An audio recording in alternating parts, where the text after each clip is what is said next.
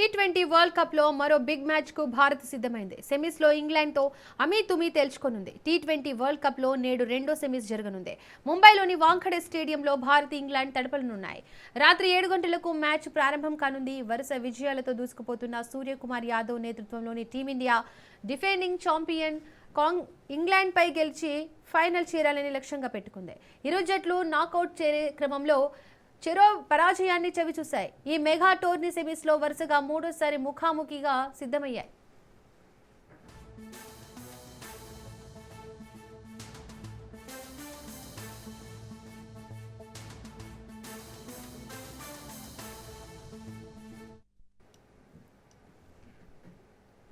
T20 world cup లో మరో big match కు భారత్ సిద్ధమైంది. సెమీస్ లో ఇంగ్లాండ్ తో అమీతుమీ తేల్చుకోనుంది.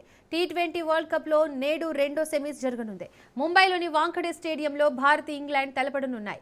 రాత్రి 7 గంటలకు మ్యాచ్ ప్రారంభం కానుంది.